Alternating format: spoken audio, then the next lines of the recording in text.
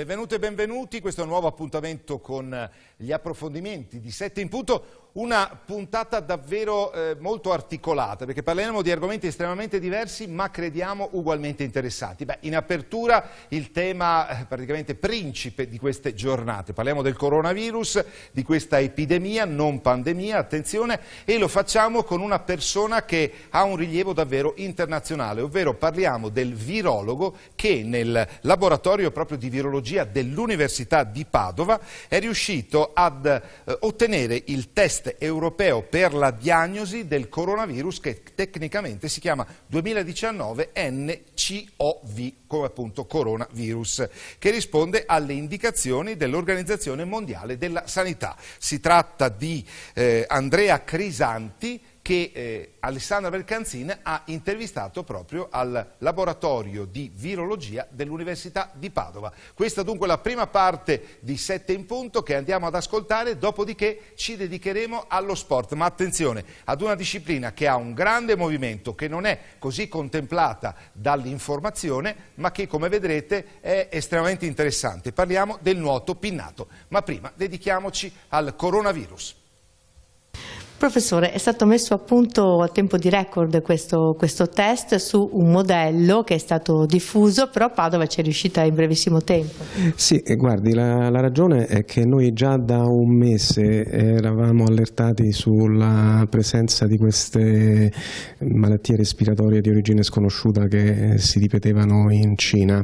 Lei deve sapere che nel mondo esiste tutta una serie di laboratori sentinella che verificano insorgenza di casi come questi, quindi questo serie di episodi ci avevano allertato, dopodiché quando è stata pubblicata la prima sequenza del virus a metà dicembre, adesso non mi ricordo, prima settimana di dicembre, avevamo già comunicato all'azienda ospedaliera che c'era questa situazione in Cina e quindi a questo punto ci siamo anche noi attivati immediatamente prima che tutta questa notizia emergesse sui media per allestire questo test. Quindi non è che ci abbiamo messo, diciamo, un giorno, ci siamo allertati in tempo prima che questa cosa diventasse così seria, ma questo fa parte in genere di un'attività che noi svolgiamo sempre, quindi ecco un modo anche per assicurare tutti quanti, quindi è una cosa che facciamo in continuazione.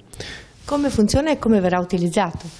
Ma guardi, il virus è un microrganismo estremamente piccolo che contiene un patrimonio genetico che è un filamento di RNA, quindi praticamente il test evidenzia la presenza di questo RNA e quindi la presenza del virus nel campione biologico, che può essere estratto da un tampone faringeo o da un espettorato respiratorio. Quindi al paziente viene prelevato questo campione, da questo campione viene estratto il materiale genetico e poi il materiale genetico viene processato amplificandolo e poi mettendo in evidenza la presenza del virus. Ecco, il nostro saggio mette in evidenza la presenza di questo virus in un tempo relativamente breve, 2 ore, 2 ore e mezzo, 3 ore, quindi molto rapido, ed ha una sensibilità bassissima, elevatissima, nel senso che permette di evidenziare pochissima quantità di virus, quindi anche quando l'infezione praticamente all'inizio o latente, insomma, ecco, quindi questo permette di ottimizzare le risorse, perché poi noi non vogliamo tenere pazienti che magari hanno una sintomologia respiratoria specifica, che potrebbe essere una bronchite, potrebbe essere un'influenza, non li vogliamo tenere in isolamento. Noi questi pazienti vogliamo rimandare a casa il prima possibile, perché vogliamo fare sì che tutte le risorse dell'ospedale siano a disposizione dei pazienti che già stanno in ospedale per tutte le cure che non hanno nulla a che fare con il coronavirus e allo stesso tempo per dare la possibilità ai pazienti invece, che speriamo non accada qui in Italia, che si ammalino, di poterli assistere nel migliore dei modi. Ecco, al momento infatti non ci sono, a parte i ricoveri allo Spallanzani, dei casi italiani. Siamo pronti e attrezzati nel caso questa epidemia si allargasse, si estendesse anche al nostro paese? Ecco, allora guardi, secondo me l'isolamento del virus allo Spallanzani e il test diagnostico che sia noi che lo Spallanzani hanno sviluppato in termini molto rapidi sono una testimonianza che il sistema sanitario italiano funziona. Noi abbiamo un sistema sanitario di primo ordine che sicuramente è stato all'altezza di questa, chiamiamola così, non la direi nemmeno di emergenza, ma situazione di allarme e di attenzione. Non ci sono ancora casi di trasmissione secondaria in Italia, che è un buon segno, però nel caso ce ne fossero sicuramente penso che il sistema italiano sia pronto ad affrontarli. Ecco, test diagnostici come quello che abbiamo sviluppato noi aiutano a fare sì che non ci siano, che ne so, fenomeni di isteria di massa come per esempio queste mascherine, oppure che magari al primo caso di trasmissione italiana abbiamo le file davanti agli ambulatori o davanti ai pronto soccorso. Ecco, saggi di questo tipo permettono di verificare se persone esposte o a rischio effettivamente portano la malattia. Non è un saggio che noi facciamo a tutti, capito? Lo facciamo a chi per esempio ha avuto una storia di contatti o è venuto dalla Cina nelle aree che sono a rischio di trasmissione, allora noi facciamo questo saggio, ma se io andassi a pronto soccorso non me lo farebbero perché non ho nessuna storia di esposizione. Senta, si è parlato un po' di tutto come origine di questo virus, dai serpenti a un fantomatico laboratorio militare, addirittura a una guerra tra Italia e Cina. Come nascono questi virus? Ma io rimango stupefatto da sentire queste stupidaggini. Guardi, dunque innanzitutto il virus a questo punto possiamo stabilire con assoluta certezza che è probabilmente molto correlato a virus presenti nei pipistrelli. Questo perché? Perché un virus isolato circa 5 anni fa da alcuni pipistrelli ha una identità di sequenza genetica con il virus, con questo coronavirus del quasi il 98%, quindi non è stato inventato da nessuno, non è stato sintetizzato da nessun laboratorio militare, è un virus di origine animale che è mutato e in circostanze ancora non chiare si è trasmesso all'uomo. Ma guardi, questo avviene in continuazione perché non tutte quante le nicchie ecologiche sono venute a contatto con l'uomo. Esistono moltissime riserve di agenti patogeni di virus in ambienti come per esempio le foreste tropicali, ambienti inaccessibili. È chiaro che via via che l'uomo entra in contatto con questi nuovi ambienti, o aumenta il contatto con gli animali, aumenta anche la possibilità che nuovi virus entrino in contatto con l'uomo. Pensi un attimo, 40 anni fa dell'HIV non si sapeva nulla, della SARS 15 anni fa non si sapeva nulla. Questi sono virus che si chiamano emergenti proprio perché la popolazione umana entra in contatto via via con animali che funzionano da serbatoio, quindi non ci sta niente di esotico in tutto questo. Come mai si sta propagando però in questa maniera così estesa? Ma guardi, dunque, volendo fare un paragone con la SARS, che diciamo lo faccio perché il virus della SARS è quello che geneticamente è più vicino a questo virus, si differisce sia dal punto di vista epidemiologico che dal punto di vista clinico. Differisce dal punto di vista clinico, e questa è una buona notizia perché il virus della SARS era molto più letale, causava una malattia molto più severa, circa dall'8 al 10% dei casi aveva un esito letale, viceversa in questo caso il virus ha un esito letale in circa il 2% delle persone. E questa è la differenza dal punto di vista clinico. La differenza dal punto di vista invece epidemiologico è che questo virus ha un tasso di riproduzione sicuramente più elevato di quello della SARS, e il tasso di riproduzione praticamente è quel numero che dice quante persone un individuo infetto a sua volta è in grado di infettare. Quindi nel caso della SARS era leggermente sotto a 2, qui si parla già di un tasso di riproduzione superiore a 3, che incomincia a essere un tasso di riproduzione importante. Ecco, si parla di pandemia, ma quando pensate che possa effettivamente arrivare anche a livelli molto alti, anche qui in Italia, in Europa? Guardi, a questo punto nessuno può dirlo.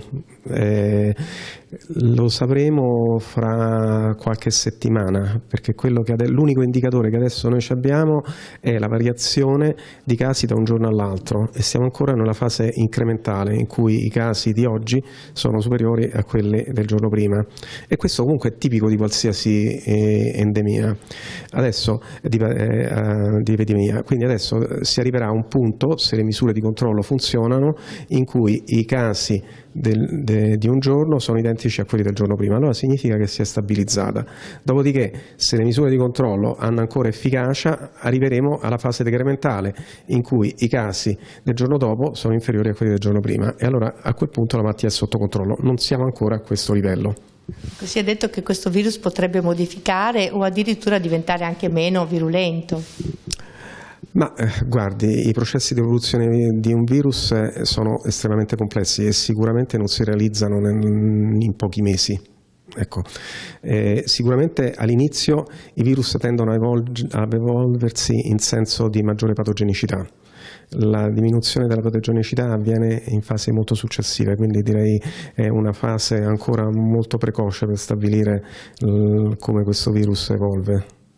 C'è un allarme anche tra le famiglie, tant'è che i governatori del Veneto, del Friuli Venezia Giulia e anche il presidente del Trentino Alto Adige hanno chiesto di mettere i bambini che tornano dalla Cina, sia cinesi che italiani, in quarantena in via preventiva per evitare qualsiasi forma ulteriore di contagio. Ma guardi, questa è una cosa che anche noi abbiamo chiesto ai nostri studenti che ritornavano dalla Cina. Noi abbiamo chiesto rimanete a casa per 2 settimane, diminuite se possibile i contatti. Al primo manifestazione di sintomi di una malattia respiratoria avvisateci, abbiamo attivato un numero verde che noi vi facciamo il tampone, facciamo il test diagnostico e verifichiamo se siete stati infettati dal virus. Diciamo, è una misura di profilassi di buon senso. Ecco, però questo non è che bisogna demonizzare tutti i cinesi o tutti quelli che vengono dalla Cina, no?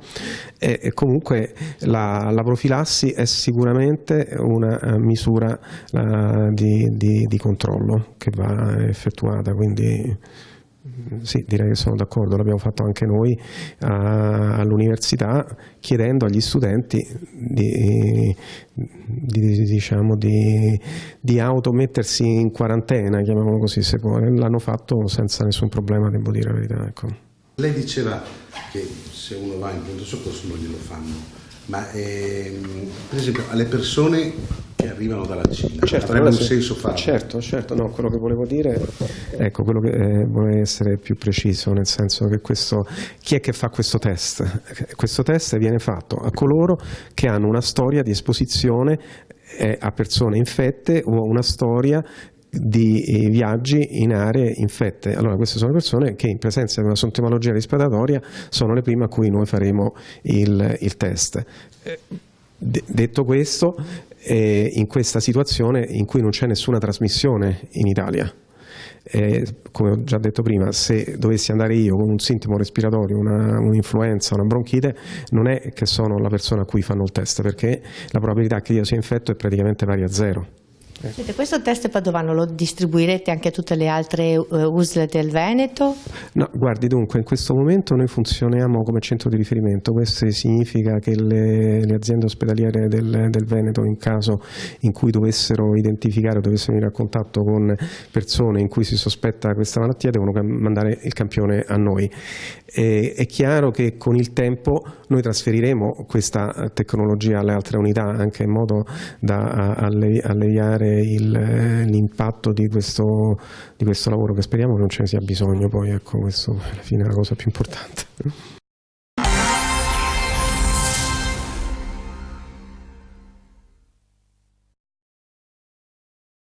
Ed eccoci tornati in studio per la seconda parte di 7 in punto. Andiamo subito a ringraziare di essere con noi e a salutare il nostro graditissimo ospite di questa mattina. Si tratta di Fabio Paon, che è allenatore di nuoto pinnato. Buongiorno a te, Fabio. Buongiorno anche a lei. Grazie di essere con noi. Fabio, parliamo di nuoto pinnato e lo facciamo anche perché Fabio molto gentilmente ci ha portato proprio i ferri del mestiere, come si usa dire, e li vedremo tra poco. Nuoto pinnato, addirittura una pinna unica, sì, spaventosamente grande, con 2, chiamiamole, imboccature per i piedi. Per i piedi, sì. Questa è la monopinna, è l'attrezzo principale che contraddistingue il nuoto pinnato. È un attrezzo sviluppato, che si è sviluppato negli anni a partire dai primissimi anni 70, dal 71-72. Nell'attuale forma e conformazione risale al 1998-99, quindi ha circa 20 anni questa struttura di questa pinna. Come sport però è uno sport molto molto vecchio. Pensiamo che la prima edizione dei campionati italiani in Italia si è svolta a Mondello nel 1960, quindi ovviamente è di derivazione subacquea. Certo. Ecco, io ho portato con me questa che è la monopinna, con cui l'atleta nuota. Immaginiamo sempre di vedere un delfino che nuota, con le braccia ferme, quindi la spinta è data solo dalle gambe, dalla fortissima ondulazione, ed è aiutato nella respirazione da un boccaglio, che è questo, che viene posto frontalmente per la respirazione. A protezione degli occhi alcuni atleti usano i classici occhialini da nuoto, alcuni usano questi mascherini, direi spaziali forse, sì. Hanno colorazioni diverse perché dipende dalla luce, possono essere blu come in questo caso o trasparenti. Queste sono le caratteristiche del nostro sport. È uno sport che si pratica in piscina, si pratica in acque libere, quindi le distanze sono dai classici 50 metri come nel nuoto puro ai 1500 metri, mentre in acque libere partiamo dai 2 km, dai 2000 metri, andiamo su, possiamo andare fino a una 20 km. Cosa che, come nel nuoto ci sono i 4 stili, lo stile, il dorso, il rana e il delfino, da noi ci sono 2 stili, c'è la monopinna, che è questo attrezzo, oppure l'uso delle classiche pinne, però regolamentate, molto corte, per altre tipologie di competizioni più brevi. Che ci contraddistingue ci sono altre 2 cose particolari, che sono la gara in apnea, che sono i 50 metri in apnea, che è la gara più veloce al mondo in assoluto, perché il record del mondo è circa 13 secondi e mezzo su 50 metri. È un tempo stratosferico. Sì. E poi ci sono 2 distanze, i 100 metri e i 400 metri, che invece si nuotano con quest'altra, quindi con una bombola caricata ad aria, non all'ossigeno. Sfattiamo un mito, perché l'ossigeno è considerato doping, per cui è vietato l'utilizzo dell'ossigeno. Si usa aria compressa, normalissima. La bombola viene tenuta in mano e si respira dall'erogatore. Ovviamente si fa il tuffo, si vira completamente con una bombola. Questa è una bombola da 100 metri, la bombola da 400 è un pochino più grande. Ma è spaventoso per ovviamente noi che non pratichiamo lo sport e non siamo del mestiere, pensare a un attrezzo che come invadenza è abbastanza importante, ma che in acqua praticamente non lo senti neanche. No, è uno sport di una sinuosità impressionante, è uno sport estremamente tecnico, perché come tutti gli sport con attrezzi, alla difficoltà del gesto tecnico si aggiunge la difficoltà dell'attrezzo. Faccio un esempio molto banale: se parliamo, è come dire, ma la differenza che c'è fra il nuoto e il nuoto pinnato è come dire fra il salto in alto e il salto con l'asta. Sì. Sono 2 cose completamente diverse. Certo. Una ha un attrezzo e quindi l'uso dell'attrezzo cambia la tecnica e ovviamente anche la prestazione. Ma è una disciplina olimpica il nuoto pinnato? Allora, questo è un argomento ha toccato un po' spinoso. Sì, un po' spinoso, nel senso che il nuoto pinnato è considerato sport olimpico, nel senso che dal 1980, non mi ricordo se l'82 o l'84, siamo stati ammessi ai World Games, che sono la manifestazione in cui vengono ammessi gli sport dichiarati olimpici, ma non ammessi nel programma olimpico. Cosa un po'... Specie di purgatorio, insomma. Sì, esatto. E noi siamo ai World Games da allora, ma non siamo alle Olimpiadi. Da anni è uno dei nostri obiettivi. Devo dire che il presidente Malagò del CONI come federazione ci sponsorizza, nel senso che lui spinge molto per il pinnato e per l'apnea alle Olimpiadi. Stiamo vedendo intanto nelle immagini che stanno andando in onda il regista Davide Romanut, che è veramente molto affascinante proprio osservare le movenze. Adesso noi ci siamo permessi, giustamente Fabio diceva, sembra di vedere dei delfini, ma ci sono anche delle movenze quasi da sirena. Ovviamente non parliamo per i maschietti, insomma dei sirenetti, ecco, perché proprio anche il corpo assume proprio una postura tale per cui si muove anche secondo determinate movenze. Sì, stiamo vedendo, questi sono i 50 metri in apnea, infatti vediamo che gli atleti non hanno il boccaglio e percorrono tutta la distanza sott'acqua. Qui stiamo vedendo dei filmati dei World Games a Baku del 2015. Se non ricordo male, questa addirittura fu l'occasione del record del mondo di un russo. No, stavo guardando il distacco che... Sì, qui ci vuole tantissima tecnica, perché ovviamente la potenza sì, però anche la minore resistenza in acqua, la penetrazione, ci sono 1000 elementi per cui contraddistinguono questo sport. In Italia Il nuoto pinnato fa parte della FIPSAS, Federazione Italiana Pesca Sportiva e Attività Subacquee, quindi siamo con la subacquea e con la pesca. La FIPSAS è la quinta federazione d'Italia, fa 220.000 tesserati. Ecco, caspita, era proprio questo che volevamo dire, cioè è un movimento che come numeri si impone in maniera abbastanza significativa, ma volevamo chiedere, Fabio Paon rappresenta anche che società e che realtà della nostra regione, cioè del Veneto? Sì, io sono il tecnico della Nuoto Pinnato Tarvisium di Treviso. Abbiamo due realtà, la prima realtà è a Treviso, esattamente noi facciamo base alla piscina di Prianziol, dello stile libero, e la seconda realtà, guidata dal mio vice allenatore, invece si allena presso la piscina del GIS di Piazzola sul Brenta. È una cosa che abbiamo allargato negli ultimi anni. Abbiamo una storia, forse siamo la più vecchia società di pinnato del Veneto perché risaliamo al 1978, quindi abbiamo 40 anni? Sì, non bisogna fare i conti con 2020. Esatto, abbiamo più di 40 anni di storia sulle spalle. Lo scorso anno siamo rientrati nelle prime 10 in Italia e siamo arrivati al 4º posto nella classifica del fondo, cioè delle gare in acque aperte. Quindi diciamo che cerchiamo di fare il nostro meglio. Però ricordiamo anche che Fabio Paon ha realizzato questa pinna per un evento particolarmente significativo anche nella storia del nuoto pinnato italiano e forse internazionale. Sì, più che del nuoto pinnato è dell'apnea, perché nel 1993 andava giù. Mi è stata chiesta di collaborare con la compianta, che ormai purtroppo non c'è più, Rossana Maiorca, la figlia di Enzo, la quale viveva a Mestre. E aveva deciso di intraprendere il primo record di assetto costante. Normalmente gli apneisti fino allora usavano le pinne, di farlo con una monopinna. E per lei, insieme al suo tecnico di allora, che era un mio collega di allenatore di nuoto pinnato, abbiamo realizzato una monopinna un po' diversa da quella che vedete qui, molto più semplice, ma che però l'ha portata a essere la prima donna e soprattutto il primo atleta al mondo a realizzare un record di apnea con una monopinna ai piedi. Poi è stata dimenticata la monopinna per quasi 10 anni e poi è tornata alla ribalta spaventosamente in questo mondo. No, tu dicevi una cosa giusta, insomma, perdona per l'espressione da profano, ma effettivamente la discesa in apnea con la pinna, che ovviamente è una cosa diversa.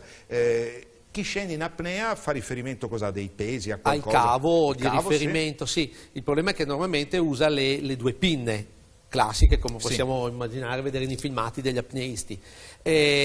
L'uso della monopinna, l'idea era di poterla portare alla stessa profondità o a profondità indubbiamente superiore, ma in tempi molto minori. Lei scese circa 3 metri in più del suo precedente record, ma mi sembra in quasi 40 secondi in meno. Caspita. Quindi gli dava dei margini di miglioramento enormi. Infatti poi da lì, dal 99-2000, l'uso della monopinna nell'apnea è esploso.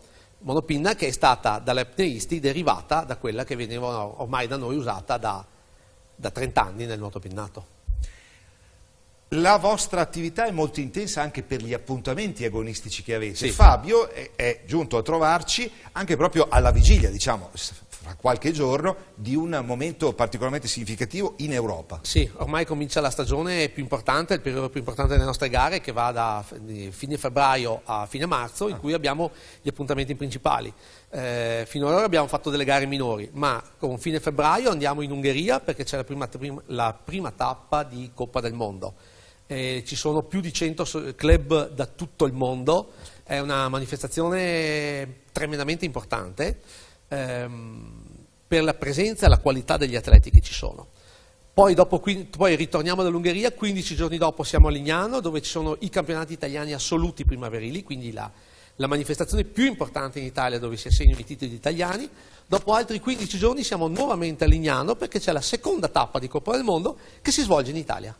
A Lignano poi in particolare? Sì, quindi c'è la possibilità anche per chi vuole a fine marzo, perché ormai siamo a marzo parlando di tempi, di venire a Lignano per questi 2 giorni di Coppa del Mondo dove ci sono atleti da tutto il mondo. Cina, Ucraina, Russia, Belgio, Spagna, Croazia, Colombia, qualcuno forse anche degli Stati Uniti che sono una nazione marginale nel nostro campo però. Hai avuto modo di sentire in questi giorni anche atleti cinesi, colleghi? Sì, ho sentito un ex atleta cinese che a suo tempo fu primatista del mondo e più che altro l'ho sentito per amicizia per il problema del coronavirus.